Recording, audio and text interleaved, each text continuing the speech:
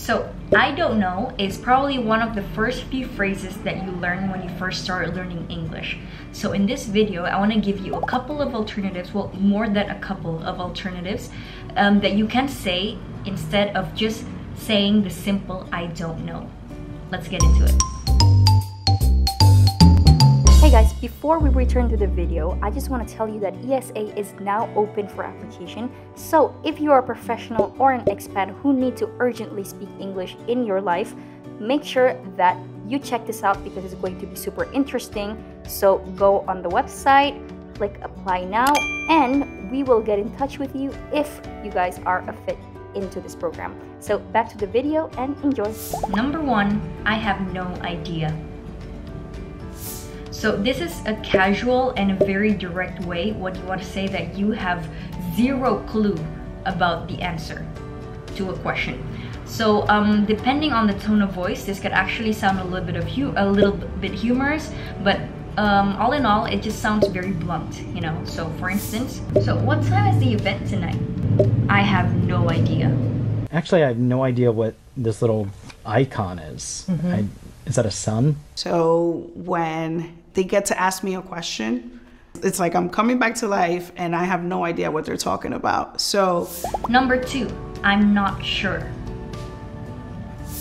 So this is a little much less blunt than the example before, then I have no idea. This is a little bit more polite, but also direct. So this can be used in a more formal situation, a bit more of a delicate situation. It just shows that you have some knowledge about it, but not sure enough to be able to give a definite answer. What time is the event tonight? I'm not sure. I'm not sure actually. Well, I think there are a number of factors. Again, I'm not sure I totally understand it all. There's potato under there as well, and some kind of sauerkraut, and I'm not sure what that is. Yeah, it looks good. Number 3, I don't know for sure. So this is quite the same like the previous example, I'm not sure, but of course this is just like a variation of it. This sounds a little bit neutral, it's slightly informal. It is suitable for casual conversations where you just want to gently express your doubt. What time is the event tonight? I don't know for sure. You know, rather than say why we do it, which is a tough question, I don't know for sure why we as a society wanted. So, you know, and I think it was organic. I don't know for sure, but it was absolutely delicious. Number 4, I haven't looked into that yet. So this phrase is quite informal. It's usually used in casual conversations. It's good to talk about a topic that you haven't really explored much yet, but you would like to explore more of it in the future. Because the word yet in the end implies that it is something that you're still going to explore. So what time is the event tonight? I haven't looked into that yet. Have you found any solutions to the problems we discussed earlier? I haven't looked into that yet.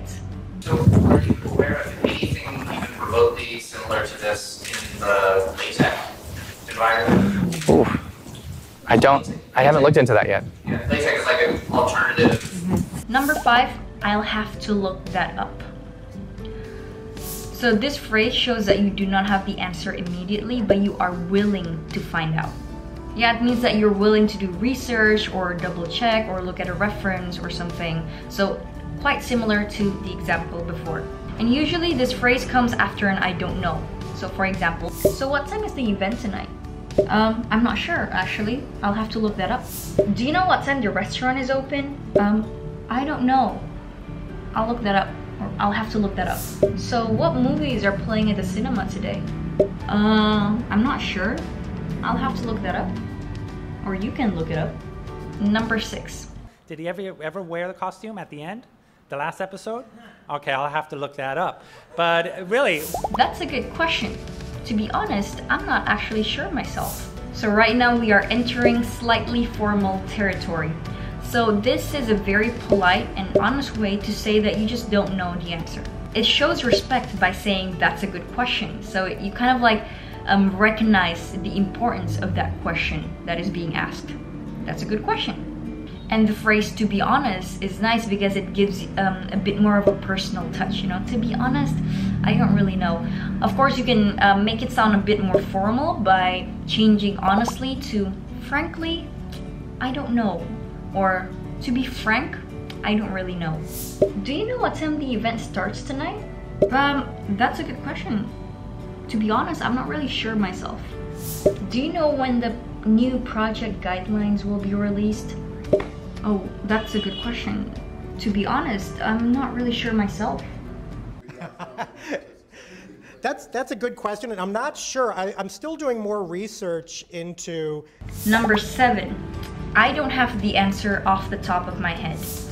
So this phrase suggests that you may not have the answer right now, but you may be able to recall it later. So the expression "off the top of my head" is usually used in situations when you are trying to provide an information based on your current knowledge. It's kind of like, do you know any singers from the 80s? Off the top of my head, I actually don't know anybody from the 80s. Queen or ABBA.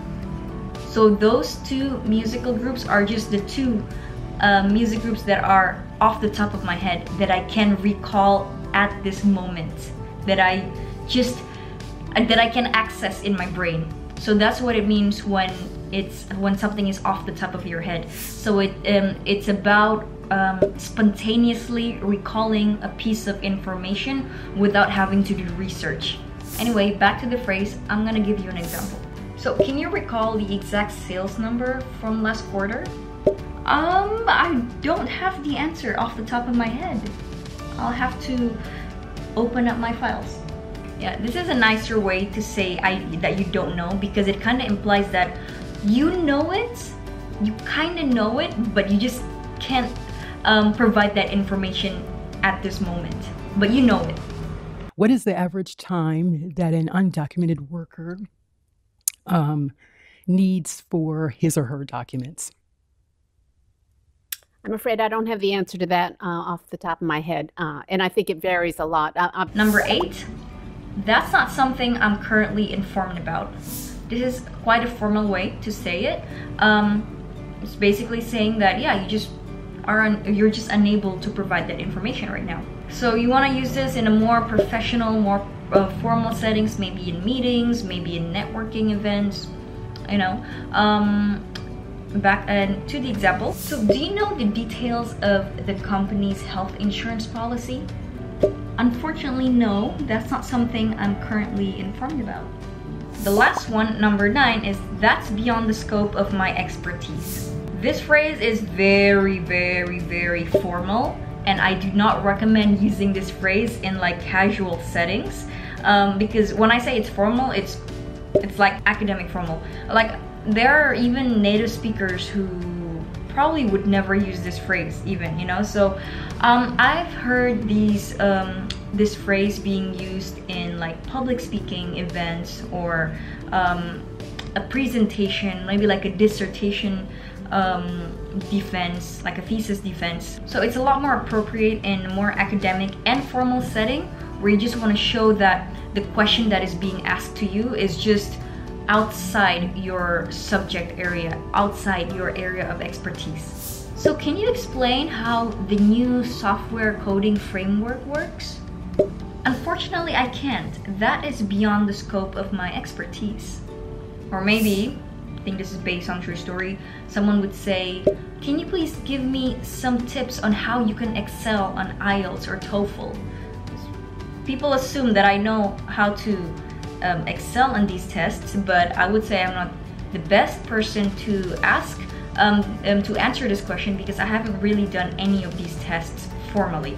So I would say, unfortunately, I can't really give you that advice, because excelling in TOEFL or IELTS, it's beyond the scope of my expertise. My area of expertise mostly lies within language learning in a more informal setting, or finding ways to make language learning more enjoyable. So there you go.